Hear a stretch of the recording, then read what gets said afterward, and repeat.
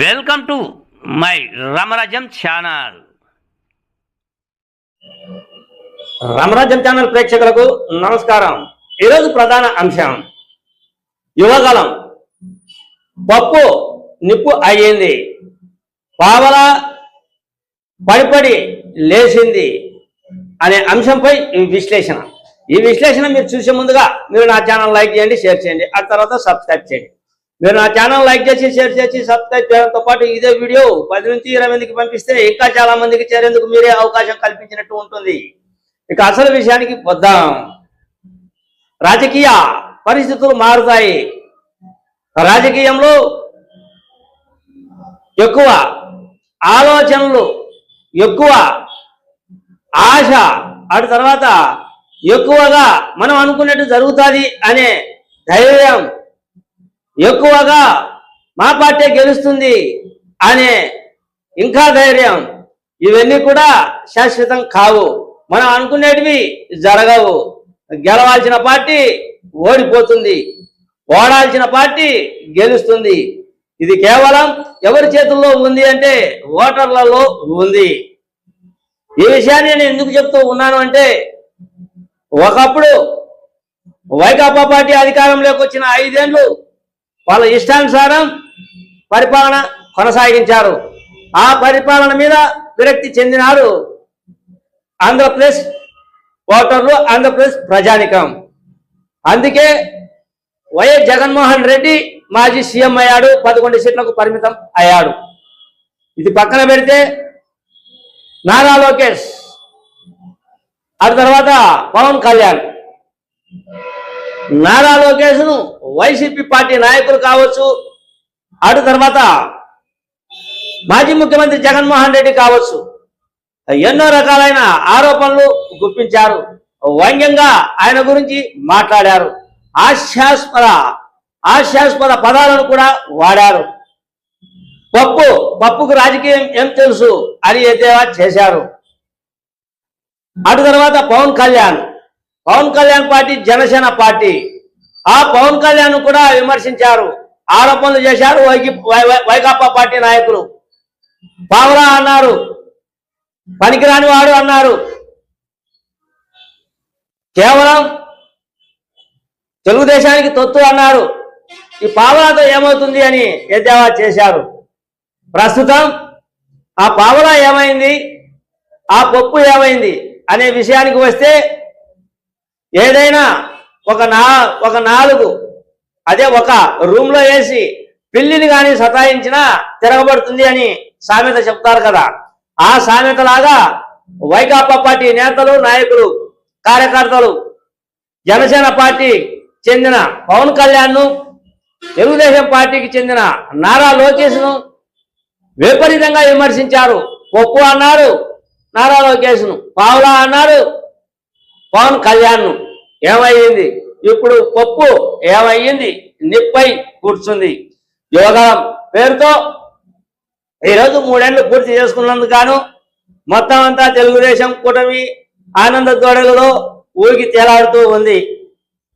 3 ఏళ్లకు యువగలం పూర్తి అయిన సందర్భంగా పండుగ వాతావరణం తెలుగుదేశం పార్టీలో నెలకొంది. ఆయన ఛాలెంజ్గా తీసుకున్నాడు. కూటమి ప్రభుత్వంతో ఆయన అధికారంలోకి వచ్చాడు. ఆయన పాదయాత్రలు చేశాడు. ఎన్నో విధాలుగా ఆటంకాలు ఏర్పడ్డాయి.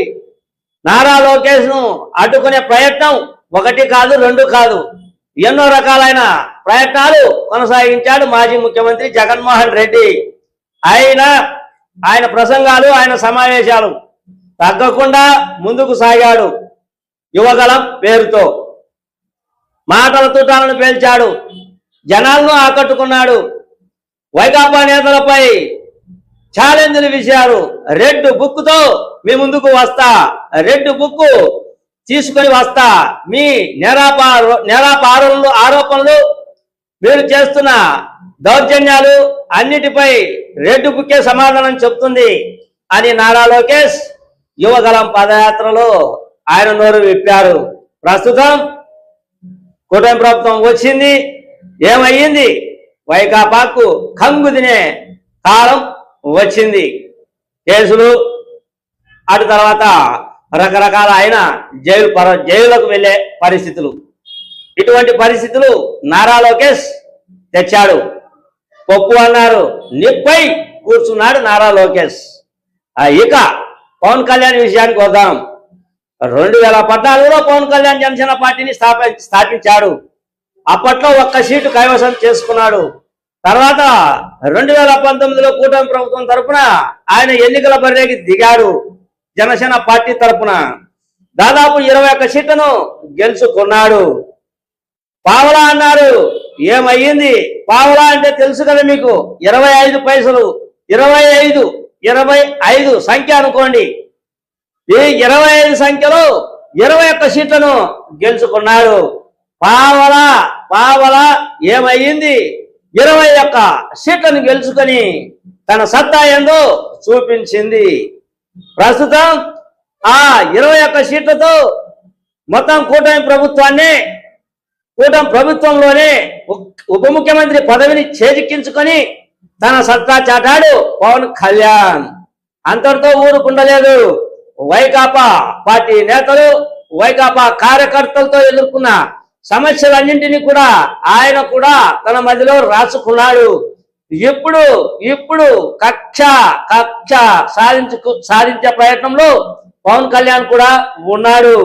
కేవలం పావలా అన్నారు, 21 సీట్లను గెలుచుకున్నారు. ఆ 21 సీట్ల పావలాలో కూడా 11 సీట్లకే పరిమితం అయ్యింది. అంటే పావలా అంటే 25 సంఖ్య, ఇక్కడ 21 జనసేన పార్టీ. కానీ పావలా ఎద్దేవా చేసిన వైకాపా పార్టీకి కేవలం 11 సీట్లే వచ్చాయి. అంటే 11 పైసలతో 11 పైసలు అయినట్లే కదా. పావలా అన్నారు, మిమ్మల్ని 11 పైసలకే పరిమితం చేశాడు పవన్ కళ్యాణ్.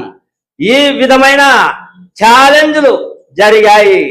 ప్రస్తుతం కూటమి ప్రభుత్వం తరఫున అటు ఉప ముఖ్యమంత్రి పదవిని చేపట్టి పవన్ కళ్యాణ్, ఇటు నారా లోకేష్ ఐటీ మంత్రి శాఖను చేపట్టి నారా లోకేష్ దూసుకు వెళ్తూ ఉన్నాడు.